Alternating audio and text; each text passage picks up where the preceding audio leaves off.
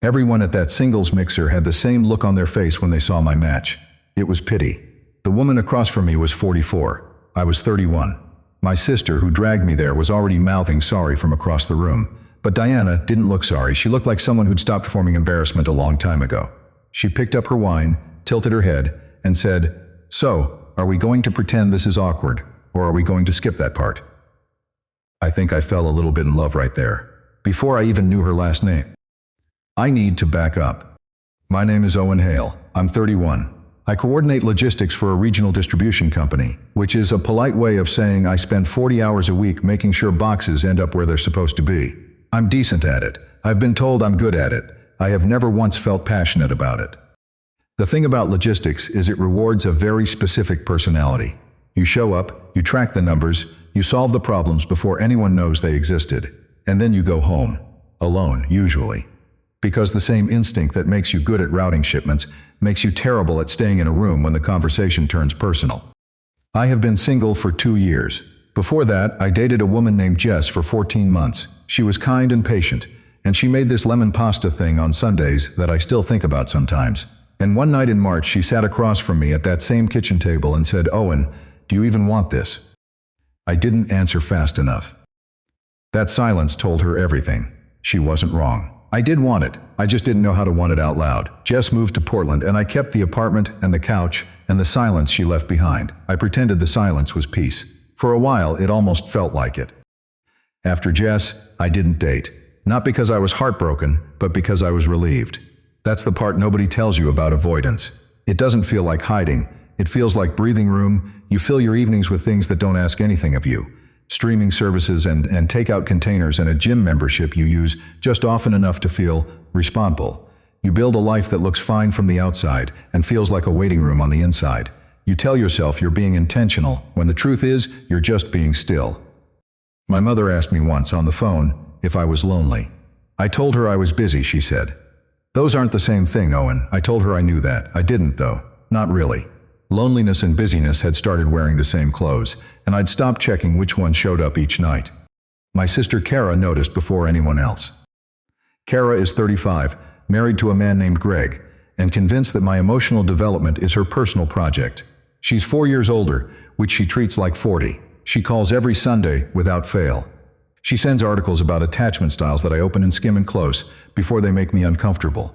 She once bought me a book called The Courage to Connect and left it on my passenger seat without saying anything. I read the back cover. That counts. Kara loves me in the way older sisters love younger brothers who worry them. Loudly, strategically, with an intensity that borders on project management. Greg once told me, privately, that Kara tracked my dating life on a whiteboard in their home office. He said it like he was joking, but his eyes weren't laughing. The singles mixer was Kara's idea. She brought it up on a Wednesday over the phone, like she was mentioning the weather. "You're going to a thing on Saturday." "What thing?" "A mixer. At the community center on Broad Street. They do matching based on questionnaires." "I'm not doing that." "You already are. I filled out your questionnaire." Kara. "I used your answers from that personality quiz you took last Thanksgiving. You're welcome." I told her no 14 times across 4 days. She showed up at my apartment Saturday afternoon with a pressed shirt and a look that said she had already won. Greg was in the car, engine running. He gave me a wave through the windshield that was half apology, half solidarity. "Owen," she said, "you haven't been on a date in 2 years. You eat cereal for dinner 3 nights a week. Your most meaningful relationship is with the FedEx driver who brings your protein powder. His name is Carl and he's very reliable." She didn't laugh. She held up the shirt instead. It was blue, and she said it brought out my eyes. I didn't agree or disagree. I just took it from her hands because arguing with Kara is like arguing with weather. You can object, but it's still going to rain. I put on the shirt. The Broad Street Community Center was exactly what you'd picture if someone described a building designed to host both AA meetings and middle school dances. Cinder block, walls painted beige. Fluorescent lights that hummed at a frequency only anxious people could hear. Folding tables covered in paper tablecloths that were trying too hard. A laminated sign on the door read "Hearts in Motion." Singles matching event in a font that looked like it came free with a printer. Inside there were about 40 people, ranging from 30 to 50-something. Some dressed up in clothes they clearly hadn't worn since the last wedding they attended. Some dressed like they'd been at the gym and changed their mind halfway home. Everyone wore a name tag. The name tags were colored for women because apparent gender norms had survived the algorithmic age without a scratch. I got my name tag at a folding table near the entrance. The woman running check-in was maybe 60, wore reading glasses on a beaded chain, and had the energy of someone who genuinely believed in all of this. She smiled at every person who walked through the door like they were arriving at a surprise party thrown in their honor. "Owen," she said, reading my questionnaire printout. "You're a blue. Your match number is 17. When we announce pairings, find your 17. She smiled like she was handing me a lottery ticket. I smiled back because it felt rude not to. I clipped the name tag to the shirt Kara had chosen and positioned myself near the refreshment table, which seemed like the safest place in the room. Grocery store cookies sat on a plastic tray, the kind with pink frosting that tastes like nothing, and everything at the same time. A punch bowl held something that might have been lemonade at some point in its life. Small talk rose and fell around me in waves. Strangers complimenting each other's shoes. People laughing louder than the joke deserved. A man in a green polo telling a woman about his podcast while she nodded with the patience of a hostage negotiator. Kara was across the room. She'd gotten herself a visitor badge, which meant she'd talked her way in as a volunteer. She was supposed to be helping with the music, connecting a phone to a portable speaker that sat on a folding chair. Instead, she was watching me like a wildlife researcher, tracking a tagged animal released into an unfamiliar habitat. I ate a cookie, and it was dry. I ate another one because the alternative was talking to someone. Then the announcement started. The woman with the reading glasses stood at the front of the room with a clipboard and tapped a microphone that wasn't on. She tapped it again, blew into it, and it squealed so loud that someone near the back physically winced. "All right, everyone, welcome to Hearts in Motion. We've matched you based on your questionnaire responses, your interests, and our proprietary compatibility algorithm." I wanted to ask what proprietary meant in this context. I didn't. She started reading pairings. Number 1, Marcus and Delia. Jake and Simone. Each announcement got polite applause and people shuffled toward each other with varying degrees of enthusiasm. Some smiled wide enough to mean it. Some looked like they were walking toward a dentist's chair. One man dropped his name tag and spent 30 seconds trying to reattach it with shaking hands while his match stood 3 feet away pretending to find the ceiling interesting. Number 17. I straightened up, which was stupid. Like posture mattered. Number 17, Owen and Diana. I looked around for my match, and then I saw the room do something I wasn't expecting. People noticed before I did. Not all of them, but enough. The woman next to me tilted her head like she was watching a car accident form in slow motion. A guy by the punch bowl raised both eyebrows. Someone across the room let out a little sound, half laugh, half wince, and covered it with a cough. Diana was walking toward me. She was tall, maybe 5'8". Brown hair pulled back loose, a few silver strands she hadn't bothered to hide her color. She wore a dark green blouse and small gold earrings that caught the fluorescent light in a way the light didn't deserve. She moved through the room the way people move when they've stopped worrying about whether anyone is watching. Not performing confidence, just living in it. She looked settled, comfortable in her body in a way that had nothing to do with posture and everything to do with years of learning what she did and didn't owe the world. She also looked like she was at least a decade older than me. I felt the room recalibrate around us. That quiet shift people make when they think they're about to watch something awkward. The quick side glances trading information without words. The polite smiles tightening at the corners. The guy near the cookies who leaned toward his friend and whispered something I couldn't hear but could guess. Diana reached me. She looked at my name tag, then up at my face. The transition took about 1 second, and in that second she seemed to take in the name tag, the room, the watching faces, and every assumption hanging in the air between us. "Owen," she said. "I'm Diana." "Hi." She glanced around the room, took in the faces and the reactions, all of that barely concealed judgment dressed up as curiosity. And then she did something I didn't expect. She laughed. Not a nervous laugh, and not a bitter one. A warm, surprised laugh, like she'd just noticed something funny that nobody else had caught yet. Like the room had told a joke without meaning to, and she was the only one who got the punchline. "Well," she said, "that's a reaction." I looked at her, and her eyes were brown and steady and completely unbothered. Something about that steadiness made the rest of the room feel further away. "So," she said, "are we going to pretend this is awkward, or are we going to skip that part?" Something loosened in my chest, Not attraction, not yet. Just relief. The kind you feel when you realize the person next to you isn't going to make you perform. I'd spent 2 years being comfortable alone, and in that one sentence she made being next to someone feel like it could be comfortable too. Let's skip it, I said. Good, she looked at the refreshment table. Are those cookies any good? They're terrible. Perfect. She picked one up and took a deliberate bite, chewed it slowly, and nodded once with the gravity of a food critic delivering a verdict. You're right, she said. Awful. And somehow, standing in a fluorescent-lit community center with a stale cookie and a name tag clipped to a shirt I didn't choose, I felt something shift. Not the kind of shift you notice right away. The kind you only recognize later, when you're trying to figure out exactly when everything changed. Across the room, Kara was staring. I could see her face from where I stood. She had her phone in her hand, thumb hovering over the screen, frozen mid-text. Her expression was somewhere between horror and fascination, the kind of look you get when you order something safe off the menu, and the waiter brings you the wrong plate, and you can't decide if you should send it back or try a bite. She was composing a text. I knew because I knew Kara. Somewhere in her group chat with her college friends, a message was forming. Something like, they matched Owen with a woman who's older than our mom's dentist. That wasn't true. Diana was 44, our mom's dentist was 61, but Kara had never let accuracy interfere with a good story. I watched her hesitate over the keyboard, typing and deleting and typing again. She looked up and caught me looking. She mouthed something. You okay? I nodded. She didn't look convinced. She looked like someone watching a nature documentary, where the gazelle had wandered too close to something she couldn't identify.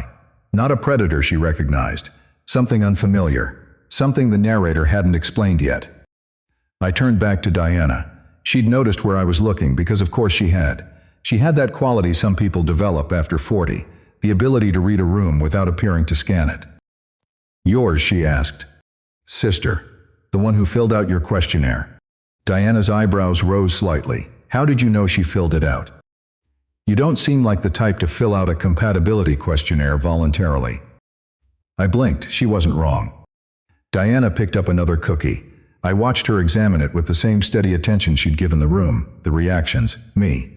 She turned it over like it was an artifact worth studying.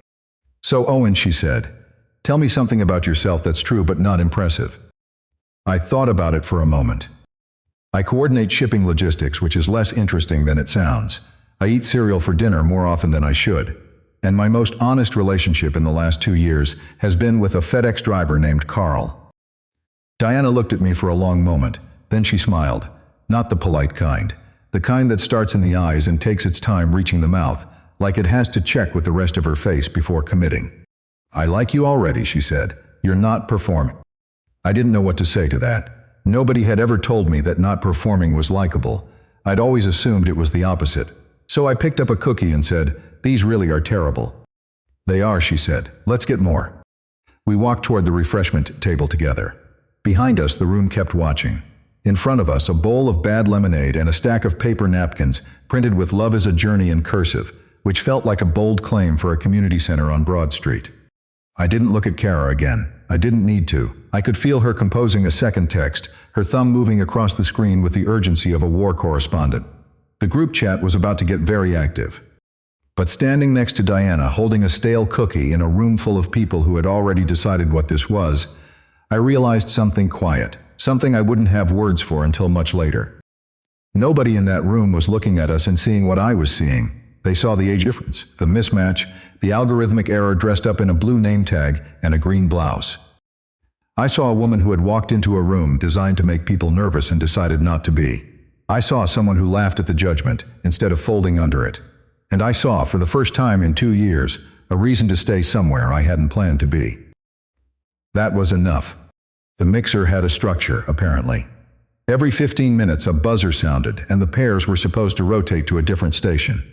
Each station had a theme printed on a little laminated card. Station 1 was called Travel Dreams. Station 2 was Hidden Talents. Station 4, which I could see from where I stood, was called Your Love Language and featured a cartoon heart with arms and legs that looked like it had been designed by someone who had never experienced love or cartoons. Diana looked at the buzzer when it went off, looked at me, looked at the stations. We don't have to do that, I said. Good, she said. I wasn't going to.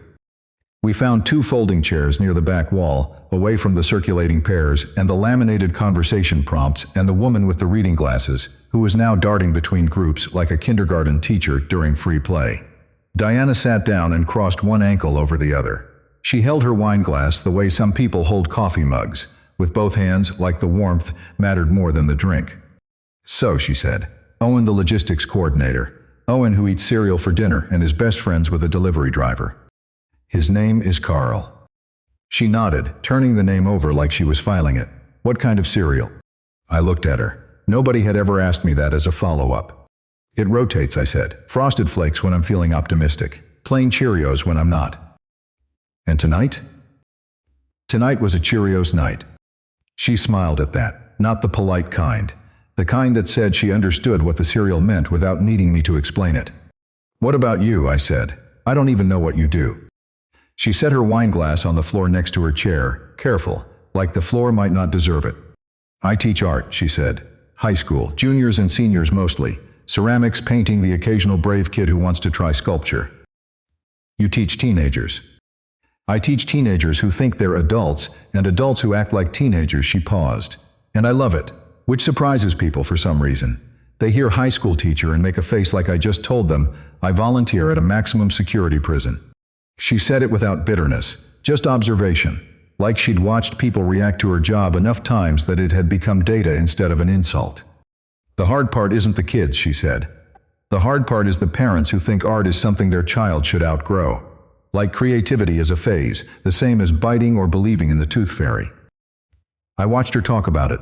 Her hands moved when she described her students, small gestures pointing at invisible canvases and shaping invisible clay. She talked about a kid named Marcus who spent 3 months on a single ceramic bowl and cried when it cracked in the kiln. She talked about a girl named Priya who painted self-portraits where she never included her own face. She talked about them like they were people who mattered, not names on a roster. "How long have you been teaching?" I asked. 14 years. Started at 29, right after my divorce." She said it the way you'd say right after lunch. Casual, settled. I didn't ask about the divorce. Not because I wasn't curious, but because I'd learned that people will tell you about their pain when they're ready, and pressing them is just another way of making their story about your curiosity. She told me anyway. "I was married for 12 years, she said. His name was Paul. He was an engineer, structural engineering, which is ironic because he had no idea how to build anything that wasn't made of concrete." She looked at the ceiling. "We were fine for most of it. Fine is the word you use when you don't want to figure out what you're missing. Then one day I was standing in the kitchen and I realized I couldn't remember the last time he'd asked me a question he didn't already know the answer to." She said it like she'd said it before, not rehearsed, but processed. The way a story sounds after you've told it enough times that the sharp edges have worn smooth. "That was it?" I asked. "That was enough," she said. "I spent 12 years answering questions that were already answered. I decided I'd rather be alone and surprised than married and predicted." Something about the way she said it made my chest feel tight. Not in the romantic movie way. In the recognition way. The way you feel when someone describes a room you've been sitting in without knowing it had walls. Around us the mixer continued. The buzzer went off again and pairs shuffled to new stations. I watched a man in a checked shirt try to explain his love language to a woman who was checking her phone under the table. 2 women at the hidden talent station were laughing, and it sounded real, which was nice. A guy near the refreshment table had eaten what appeared to be his 9th cookie and was staring at the wall with the expression of someone re-evaluating his life choices. Nobody came to tell us to rotate.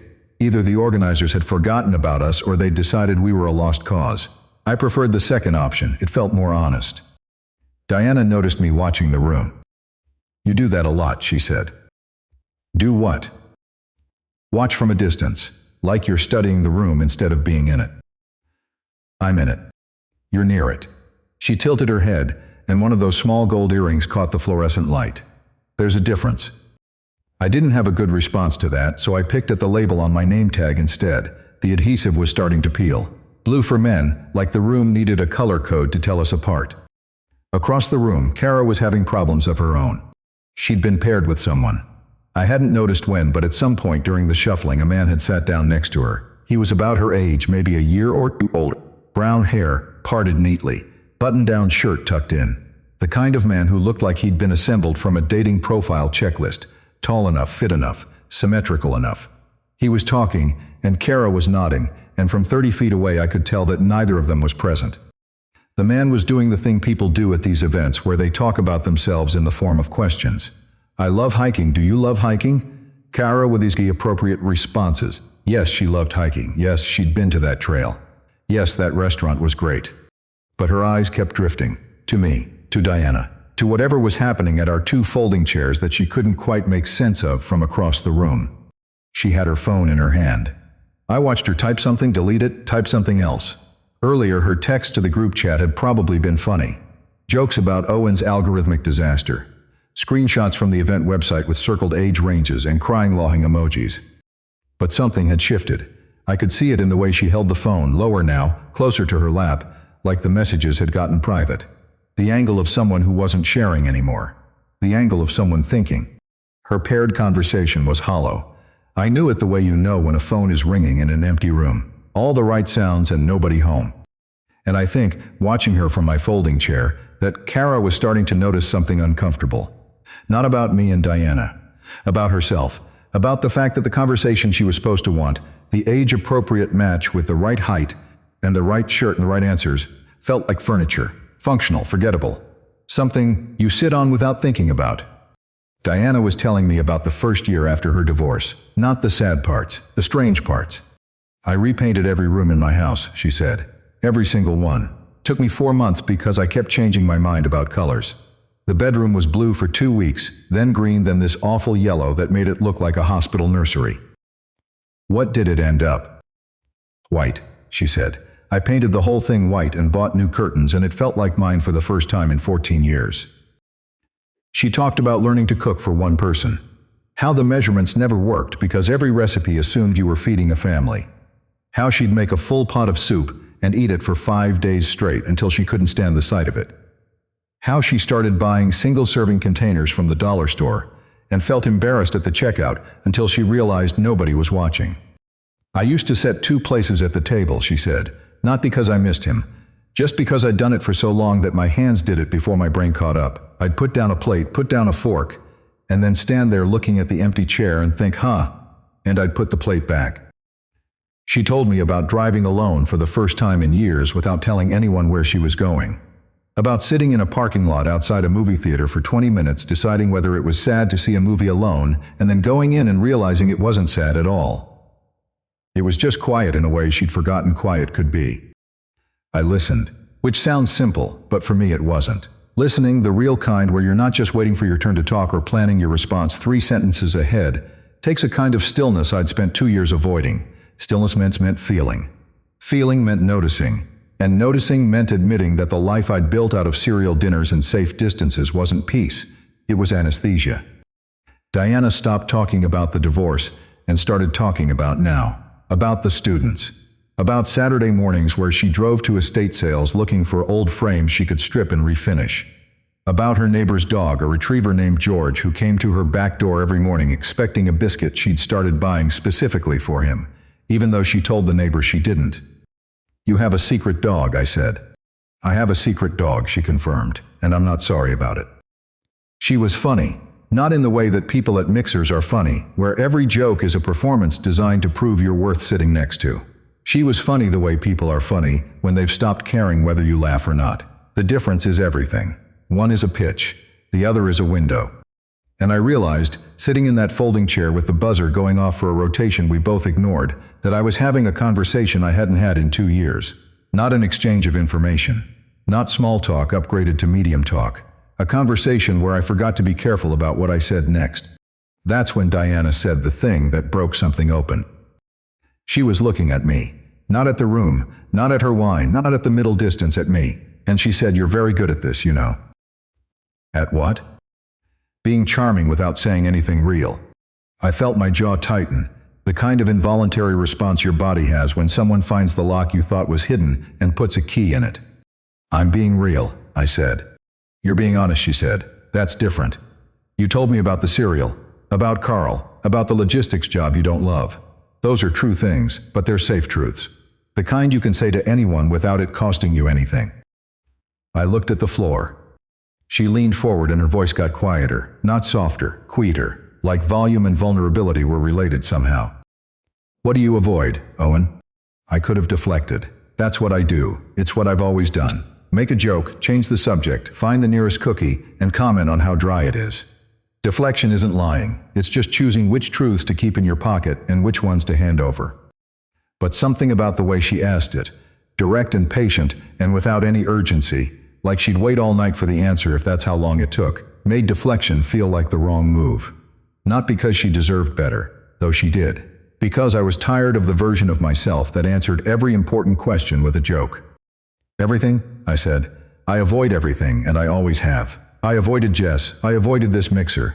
I avoided every phone call from my sister where she tried to talk about anything that mattered. I eat cereal for dinner because cooking a real meal means admitting I live alone on purpose. I coordinate other people's shipments all day because it's easier to solve problems that belong to strangers than to look at the ones that belong to me. The room was still going, the buzzer, the laughter. The woman with the reading glasses adjusting someone's name tag. I didn't hear any of it. Diana looked at me for a long time, not with pity, not with the face people make when you've just confessed something, and they're calculating how to respond without making it worse. She looked at me with recognition, the face of someone who had sat in her own kitchen and stared at an empty chair and understood something she didn't want to understand. I know, she said. 2 words, and they landed harder than anything anyone had said to me in 2 years. She didn't try to fix it, didn't offer advice or perspective or a reframe. She just sat there, holding her wine glass with both hands, and let the thing I'd said exist in the space between us without trying to make it smaller. Across the room, another pair was laughing at something. The refreshment table had been picked clean except for a single cookie that nobody wanted. Kara's matched partner was checking his watch. And I sat in a folding chair next to a woman 13 years older than me who had just seen through every wall I'd ever built, and for the first time in as long as I could remember, I didn't want to leave. For a while, neither of us said anything. The mixer had thinned out. I hadn't noticed when. Pairs had been leaving in 1s and 2s, coats gathered, name tags peeled off and dropped into a cardboard box by the door. The guy who'd eaten 9 cookies was gone. The woman with the reading glasses was collecting laminated station cards from empty tables. Someone had turned the music down to where it was just a murmur, some acoustic playlist that sounded like it belonged in a dentist's office. A staff member, a kid in his 20s wearing a lanyard, started stacking chairs at the far end of the room. Metal legs folding, seats flipping, the sound of an evening being put away. He worked his way through rows without looking at us. Either he hadn't noticed we were still sitting here, or he decided we weren't his problem. Diana watched him stack for a moment. "We're the last ones," she said. I looked around. She was right. 2 other pairs remained, but they were standing, finding jackets, saying the kind of goodbyes that meant they'd exchange numbers in the parking lot and text once and forget. The room had the hollow feeling of a party after midnight. All the energy concentrated in one corner and the rest of the space just empty chairs and napkins. "Do you want to go?" I asked. She looked at me. Her earrings caught the fluorescent light again.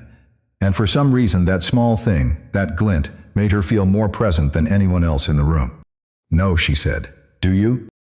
"No." "Then we stay."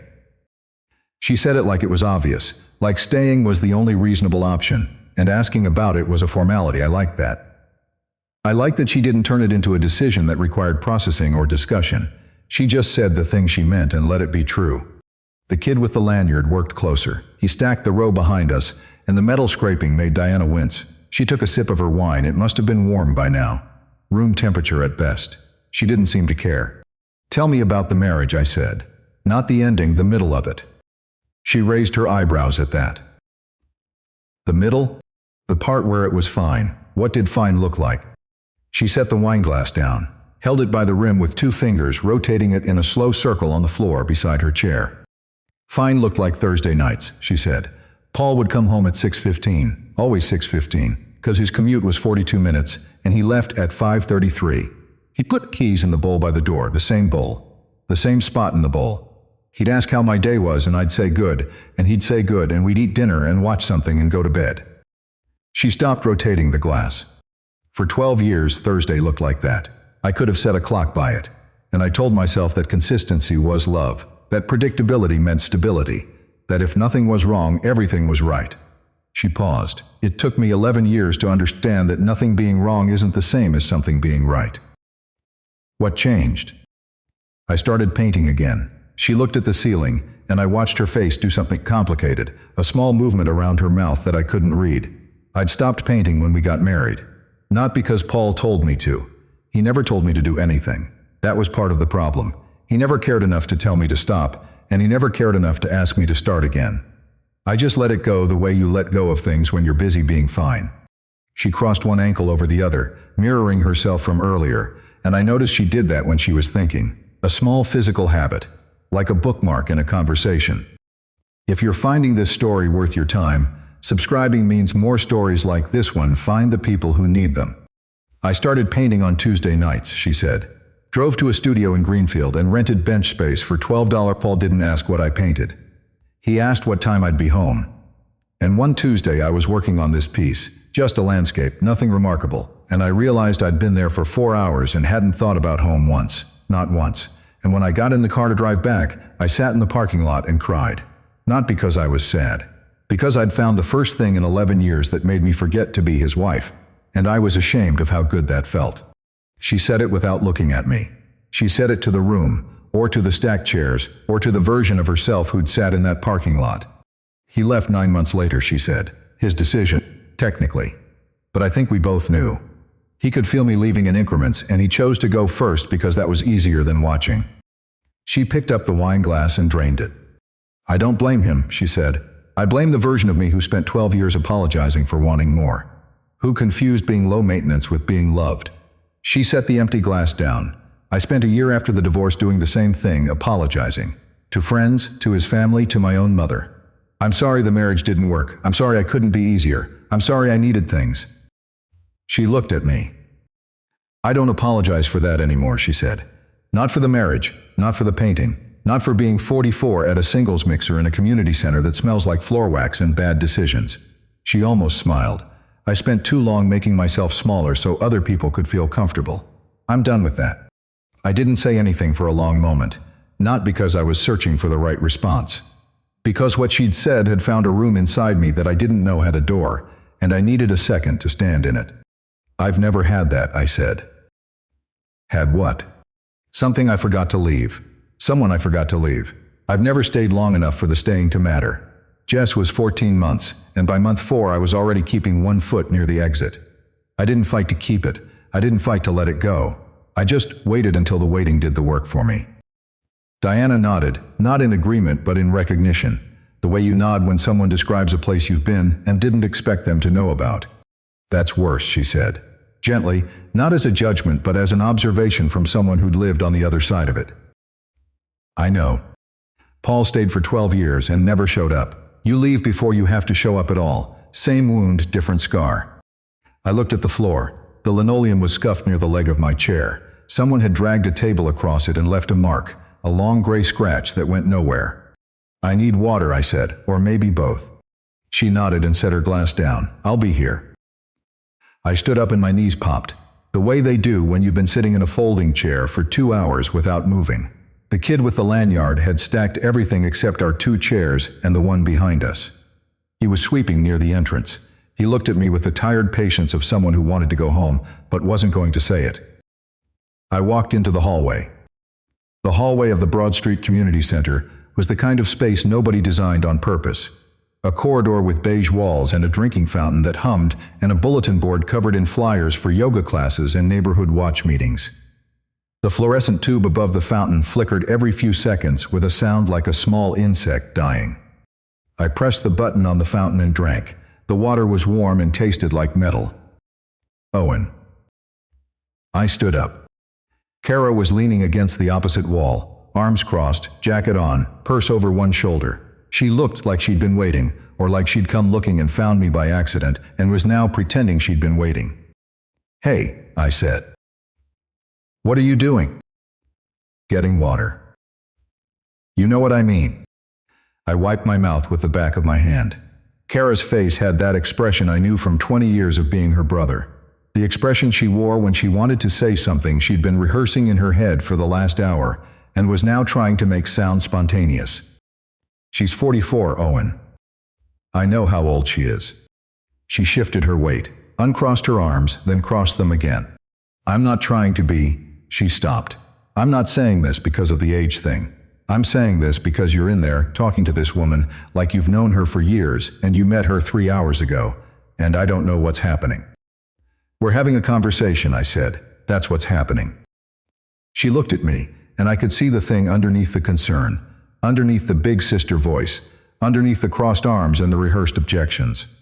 I could see it in the way her jaw tightened, in the way her eyes moved to the left and then came back, the way they do when someone's deciding whether to say the honest thing or the comfortable thing. She chose the honest thing. Greg doesn't talk to me like that, she said. I blinked. She uncrossed her arms. I've been sitting in that room for 3 hours watching you talk to a woman you just met, and she's more interested in your cereal habits than my husband has been in anything I've said in 2 years. She looked at the floor. Greg asks how my day was, and he means it like a greeting, not a question. Like hello, like fine, like the answer doesn't matter, because he's already moving toward the TV before I finish the sentence. Kara, I said. Don't. She held up a hand. I'm not asking for advice. I'm just saying. She paused. I brought you here because I thought if I got you in a room with the right person, the right kind of person, someone your age, someone appropriate, someone who checked the boxes, then you'd wake up and start living like a normal human being. And you ignored every box I built and sat in a folding chair with a 44-year-old art teacher, and you look happier than I've seen you in 2 years. She pressed her lips together. And I'm standing here in a hallway, married to a man who is very reliable, and I can't remember the last time he looked at me the way you look at her. Her voice didn't crack. Kara wasn't the cracking type, but it went flat at the end, the way a voice goes when someone has said more than they planned to, and is now standing in the space after the words, unsure of what to do with their hands. I took a step toward her. You're not unhappy because of Greg, I said. She looked at me. You're unhappy because you did the same thing I did. You picked the safe option. You just picked it differently. I avoided everyone. You chose someone who wouldn't ask you to be anything other than comfortable. She stared at me for a long time. The drinking fountain hummed. The fluorescent light flickered. When did you get smart, she asked. About 20 minutes ago, I said. A woman I just met told me everything I already knew, and I finally heard it. Kara's eyes got bright. She blinked it away, fast, the way she always does, because Kara does not cry in hallways, and she especially does not cry in front of her younger brother, whom she has spent their entire lives trying to protect. Go back in there, she said. Yeah? Yeah, she pulled her car keys from her purse. I'm going home. She paused, and I'm going to have a conversation with Greg that I've been putting off for about 1.5 years. Good. She looked at me one more time and said, that woman in there, Diana. She's too old for you. I know, I said, and nobody cares. Kara almost laughed. It came out as a breath through her nose, the kind of laugh that means something is true, and a little bit painful and funny all at once. She turned and walked down the hallway toward the exit. I watched her go. Her shoes clicked against the linoleum, and she didn't look back. That was new, because Kara always looked back. I stood by the drinking fountain for another minute. The water still tasted like metal. The flyer for yoga classes was for beginners, and the instructor's name was Jennifer. And the class was on Wednesday mornings at 9, and I don't know why I read all of that, except that I needed to look at something ordinary for a moment before I went back into a room where nothing felt ordinary anymore. I walked back in. Diana was sitting in her chair, the same position, both hands on the wine glass, even though the glass was empty. The kid with the lanyard had stacked every other chair in the room. It was just the two of us in 60 folded chairs leaning against the wall, and the fluorescent lights still humming their anxious frequency. She watched me cross the room. Your sister? She said. My sister. Everything okay? I sat down. The chair was cold. I'd been gone maybe 8 minutes, and in those 8 minutes something had rearranged itself inside me. The same chair, the same room, the same woman. But I was sitting in it differently. She told me something I needed to hear, I said, and then she went home to have a conversation she's been avoiding for 1.5 years. Diana looked at me with those steady brown eyes. Seems like a night for that, she said. For what? For hearing things we already knew. I looked at her. She was 44 and sitting in a folding chair in an empty room and holding an empty wine glass, and she was the most present person I had ever met. She wasn't performing presence. She wasn't trying to seem grounded or wise or centered. She was just there, fully, in a way that made my 2 years of careful absence feel like exactly what it was. "I've been thinking about what you said," I told her, "about being charming without saying anything real." She waited.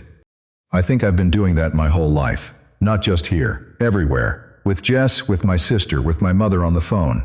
I give people the version of me that doesn't cost anything, and then I'm surprised when nobody knows who I am." Diana set the empty glass on the floor. She leaned back in her chair and looked at the ceiling, then back at me. "That's not a confession, Owen. That's a start." The room was empty and quiet. Somewhere down the hallway, the kid with the lanyard was turning off lights. The parking lot beyond the windows was half empty. Just a few cars left under yellow lights. The Love is a Journey napkins were still on the table nearest the door, a small stack that nobody had bothered to throw away. And Diana was looking at me the way people look at you when they've decided you're worth the trouble of being honest with. Not romantic or tender, just honest. The kind of look that says, "I see who you are, and I'm not going anywhere, and you can stop performing now." So I stopped. And for a few minutes, we just sat there. Two people in folding chairs in an empty room, with no agenda, no next station, no buzzer to chase. Just quiet and fluorescent light, and the distant sound of the kid with the lanyard sweeping the hallway. I didn't know what to do with the quiet. That was the thing. 2 years of building a life around not feeling anything. And now I was sitting in a community center with a woman I'd known for 3 hours, and I couldn't find a single wall left standing. Diana looked toward the hallway. The sweeping sound had stopped. "I think they want us to leave," she said. "Yeah." Neither of us moved. Then the kid appeared in the doorway. He was holding a broom and wearing the expression of someone who'd been patient for a long time and was running out. He shifted the broom to his other hand. "We're closing up, if that's okay." He trailed off and looked at the floor. Diana smiled at him. "We're going," she said. "Thank you for not kicking us out an hour ago." He blinked, like gratitude was not the response he'd prepared for. "No problem," he said. And then, because he was young and kind and probably studying something hopeful at the community college down the road, he added, "You guys seemed like you were having a good time." Diana looked at me. "We were," she said. The kid nodded once and disappeared back into the hallway. We heard the click of a light switch. Then another. The fluorescent tubes in the back half of the room went dark, and the space that had held 40 people and 90 minutes of structured small talk contracted to just the glow above our heads and the yellow light filtering through the windows from the parking lot. Diana stood up. It was a small thing, standing up. But I watched her do it the way I'd been watching her do everything for 3 hours. With this attention I couldn't control and didn't want to. She uncrossed her ankles, set the empty wine glass under her chair, straightened her blouse with one hand, the dark green one, the one that somehow looked the same at the end of the night as it did at the beginning. She picked up her jacket from the back of the chair and folded it over her arm. She looked settled, even in the act of leaving. I stood up too. My knees popped again. I was 31 with the joints of a man who said too much and moved too little and ate cereal for dinner. Diana heard the pop. She didn't comment. She just waited for me at the door. We walked out together. The parking lot hit differently. After hours of fluorescent light and recycled air, the outside felt like a different country. Not winter cold, but the kind of cold that finds the back of your neck when the sun has been down for a while, and the pavement is giving back the heat it stored all day. I could smell cut grass from the field behind the building, and something metallic like rain was coming. 4 cars left in the lot. Mine, a gray Civic parked under one of the yellow lights near the far edge. Diana's, a dark blue Subaru closer to the building. 2 others I didn't recognize. Kara's car was gone. She'd left an hour ago. She was home by now, sitting across from Greg, having a conversation she'd been putting off for a year and a half. Or maybe she wasn't. Maybe she'd gotten home and chickened out and was sitting in her driveway with the engine off, practicing sentences she wouldn't say tonight. I didn't know. I couldn't know. Kara would tell me when she was ready. Or she wouldn't. That was her version of the same thing I'd been doing my whole life, choosing when to show up and when to stay in the car. The air was still, no traffic and no people. Just the hum of the parking lot lamps and the faint sound of wind through the city park next door. The community center sat at the end of a road that didn't go anywhere interesting, bordered by that park and a closed sandwich shop with a neon sign that was half lit. The world had that late evening emptiness where everything feels like it belongs to you because nobody else is using it. Diana walked beside me, not close and not far, just two people crossing a parking lot together. Her shoes made a quiet sound on the asphalt, a soft tap that I could hear because everything else was so quiet. Her jacket was still folded over her arm even though she had to be cold. "This is mine," she said. She stopped near the blue Subaru. There was a sticker on the rear bumper. I couldn't read it in the dim light. Something faded. Something that had been there long enough to stop meaning whatever it meant when she put it on. I stopped too. And I felt something I hadn't felt in 2 years. Maybe longer. This pull towards someone that wasn't want, or attraction or chemistry, though it was probably those things too. It was something more basic than that, more ordinary. It was the feeling of not wanting to go home. Of wanting to stay in a parking lot with a woman who'd seen through me all night and never once used what she found to make me feel small. "Can I tell you something?" I said. She turned to face me. Her earrings caught the yellow parking lot light. And I thought about how they'd caught the fluorescent light 3 hours ago when she first walked up to me. And how I'd noticed them then too.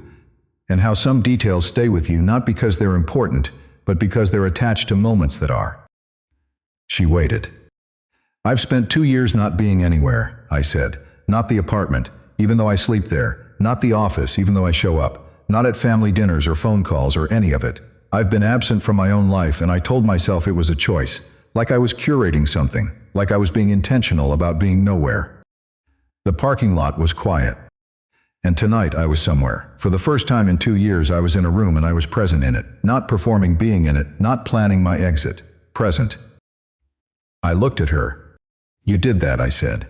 "I don't know how and I don't know why, but you sat down in a folding chair and asked me to tell you something true, and I did, and the whole thing cracked open." Diana looked at me for a long moment. The wind moved her hair, just slightly, the strands with silver in them catching the light. She didn't rush to respond. She didn't fill the silence with reassurance or modesty, or any of the things people say when someone is being honest and they don't know what to do with it. She just stood there and let it land. Then she said, "You did that, Owen." I just stayed in the chair. That was it. She didn't follow it with a speech or a grand declaration or some sweeping romantic gesture that would look good in a movie and feel fake in a parking lot. She said a true thing in 8 words and let the 8 words do the work. She reached into her jacket pocket and pulled out her phone. It was in a case with paint smudges on the edges. Of course it was. She held it out. "Put your number in," she said. "Not because I'm asking you on a date. Not because I know what this is." She looked at me with those steady brown eyes. "Because I'd like to keep talking to you. And I don't think that's a small thing." I took the phone. My hands were cold. I typed my number and my name and handed it back, and the whole exchange took about 15 seconds and felt more real than 14 months with Jess. "I'll call you," she said. "Or I'll text, I haven't decided yet." She smiled. Not the warm one from earlier, the one she used when I said something that surprised her, a different one, quieter. The one that comes after you've said the honest thing and it's sitting between you and neither of you is trying to pick it up and examine it, just letting it be there. "Drive safe, Owen." "You too." She got into the Subaru. The door closed. The engine started. She backed out and pulled around and drove past me, and I watched her taillights move down the empty road toward the intersection. She turned left. The lights disappeared behind the sandwich shop, and then it was just me and the parking lot and the yellow lamps and the smell of coming rain. I walked to my car. The Civic was cold inside. I sat in the driver's seat and didn't turn the key. I just sat there, the way Kara had probably sat in her driveway. The way Diana had sat in that parking lot outside the movie theater after her divorce, deciding if seeing a movie alone was sad. The way people sit in cars when they've felt something they aren't ready to drive away from yet. My phone buzzed. I looked at it, a text from an unknown number. It said, "Frosted Flakes tomorrow, you've earned it." I stared at the screen for a long time. Then I saved the contact. I typed Diana and then stopped and looked at the letters and thought about a woman who taught teenagers to make ceramic bowls and had a secret dog named George, and had spent 12 years in a marriage where nothing was wrong and everything was wrong, and had come out the other side steady enough to sit in a folding chair next to a stranger 13 years younger and say the truest things anyone had said to her in 3 hours. I saved the number. I started the car. The drive home took 12 minutes. I took the route that goes past the park, not the highway. I don't know why. Maybe because the park route has trees and the highway has billboards, and I wasn't ready for billboards yet. I needed trees and dark streets and the windshield wipers going because the rain had started, light and steady, the kind that makes the road shine. I thought about Kara. She was home by now. I imagined her standing in the kitchen, Greg at the table, the house quiet the way houses get when someone is about to say something that changes the shape of the room. I hoped she said it. I hoped she looked at him and told him the truth, whatever her truth was, that she needed more, that reliable wasn't enough, that she'd been watching her younger brother talk to a stranger with more presence than her husband had shown her in 2 years. And something about that had broken through the comfortable numbness she'd built around herself. Maybe she'd say it tonight, maybe she'd need a week, maybe a month, but she'd say it. I knew that the way I knew Kara, she was braver than me, she always had been. She just needed longer to admit what she was brave about. I pulled into my apartment complex, parked in my usual spot, walked up the stairs and let myself in. The apartment was the same as I'd left it, clean and quiet, nothing on the walls. Just a couch and a television and a kitchen where the only things on the counter were a toaster and a box of plain Cheerios. The apartment of a man who had arranged his life to not be about anything. I stood in the doorway for a moment. I looked at the walls. And I thought for the first time in 2 years about what I might put on them. Not because the walls needed something. Because I did. Because decorating an apartment means admitting you live there. Means you're staying. Means you've stopped treating your own life like a waiting room and started treating it like a place you chose. I hadn't chosen anything in a long time. I set my keys on the counter next to the Cheerios. I took off the blue shirt Kara had picked out, the one she said brought out my eyes. I hung it on the back of a kitchen chair because I didn't have a proper place for it, and that small thing, that absence of a place for a good shirt, felt like a summary of everything I'd been doing wrong. I opened the fridge. It was mostly empty, just milk and condiments, and a container of leftover something that I should have thrown away last week. I closed the fridge. I wasn't hungry, I was something I didn't have a word for yet. The feeling you get when a door you kept locked swings open, and the room behind it isn't terrifying at all. It's just a room, with light. And you wonder why you kept it closed for so long. My phone buzzed again. Kara, this time. She'd sent one line. I'm talking to him, no emoji and no context, just 3 words and a period, which for Kara was the equivalent of a 10-page letter. I typed back, good. And then I sat on my couch, in my quiet apartment with nothing on the walls and Cheerios on the counter and rain against the windows. And I let the night sit with me. I didn't turn on the television. I didn't check scores or scroll through anything. I just sat there and let the whole evening replay. Diana's laugh when the room reacted to our pairing.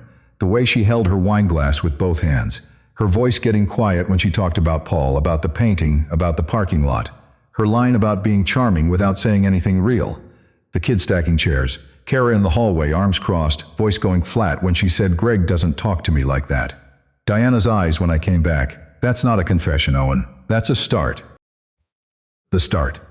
I looked at my phone. Diana's text was still on the screen, frosted flakes tomorrow. I thought about what it costs to let someone see you. The real you, not the version you've rehearsed, not the version that makes people comfortable, not the charm that keeps everyone at a safe distance. The one who eats cereal alone and doesn't put anything on the walls and left a good woman in Portland because staying felt harder than leaving. It costs everything. It costs the story you've been telling yourself about who you are, the one where you're independent instead of afraid, the one where you're choosing solitude instead of hiding in it. And what does it give back? I looked around my apartment. I didn't have an answer yet. Not a complete one. But I had a phone number from a woman who painted landscapes and didn't apologize for being 44 and saw through me before I saw through myself. I had a sister who was sitting in her kitchen, being brave for the first time in a year and a half. I had a blue shirt on the back of a chair and rain on the windows, and a night that had started with a name tag and ended with something I couldn't name but didn't want to let go of. Age is a number people use when they want a reason not to try. Diana was 44. I was 31, and in 3 hours in a folding chair, she showed me more of myself than I'd seen in 2 years of looking away. Connection doesn't follow the rules people build for it. It finds you in community centers with floor wax and bad lemonade and a laminated sign that says, "Love is a journey," and the only thing standing between you and it is whether you're willing to stop leaving before you arrive. I wasn't sure I was ready. I wasn't sure I'd be good at it. I wasn't sure of anything except that tomorrow morning I was going to buy Frosted Flakes. And that felt like enough. If you've ever sat across from someone and felt the walls come down before you were ready, you know what that costs. and you know what it gives back. There are more stories like this one on the channel. I'll see you in the next one.